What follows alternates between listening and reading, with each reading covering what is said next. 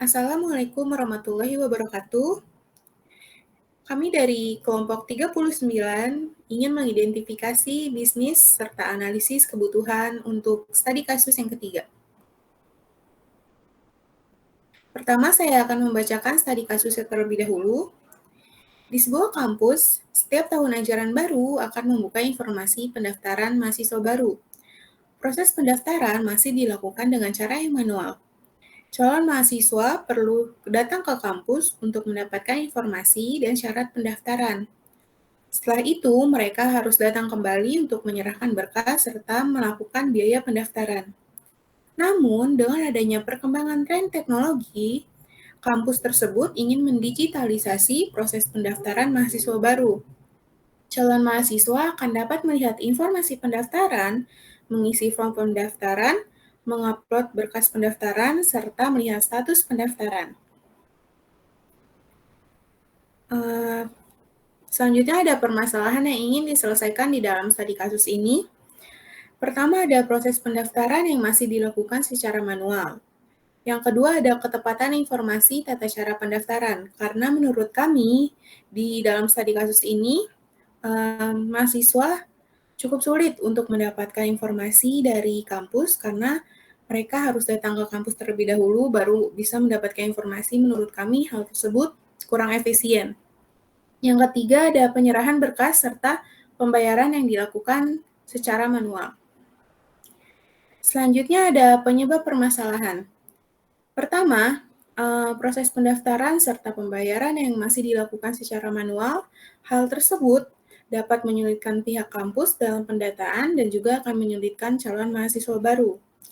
Selanjutnya ada informasi yang didapatkan dengan cara yang menurut kami tidak efisien. Karena pada kasus ini, calon mahasiswa perlu datang ke kampus untuk mendapatkan informasi. Hal tersebut menyulitkan mahasiswa dalam mencari informasi serta akan memakan waktu dan biaya.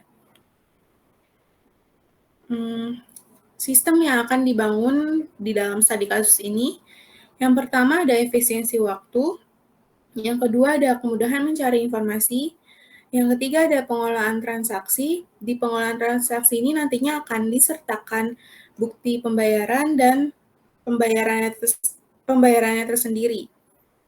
Yang keempat ada verifikasi data. Selanjutnya ada kebutuhan sistem yang akan dianalisis oleh teman saya, Nurjana Hilwani. Kepada Nurjana Hilwani, saya persilakan. Baik, terima kasih. Pada kebutuhan sistem ini dapat dibagi menjadi dua, yaitu kebutuhan fungsional dan non-fungsional.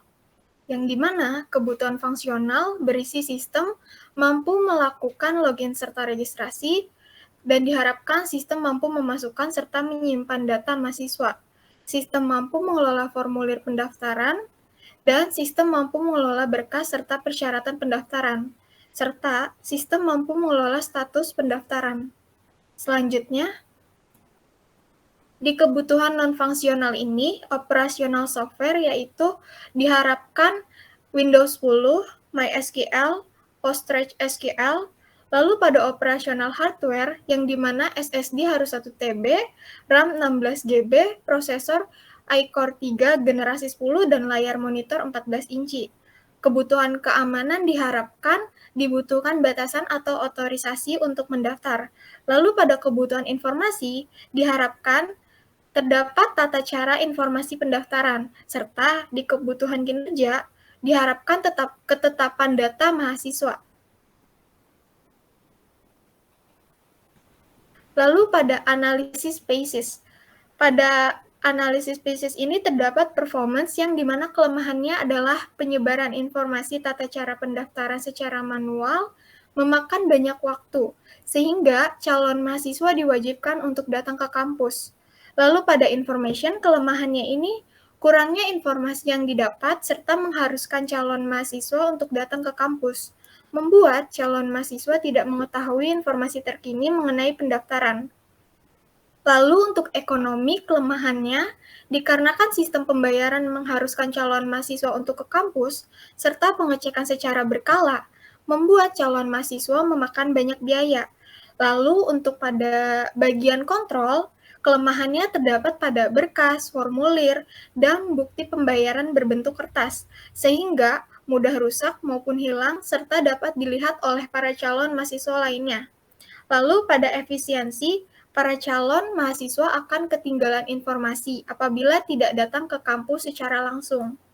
Lalu yang terakhir, terdapat servis yang dimana kelemahannya pendaftaran secara manual membuat penyebaran informasi untuk calon mahasiswa menunggu antrian lainnya dalam perolehan informasi. Selanjutnya, saya serahkan kembali kepada rekan saya, yaitu Desita.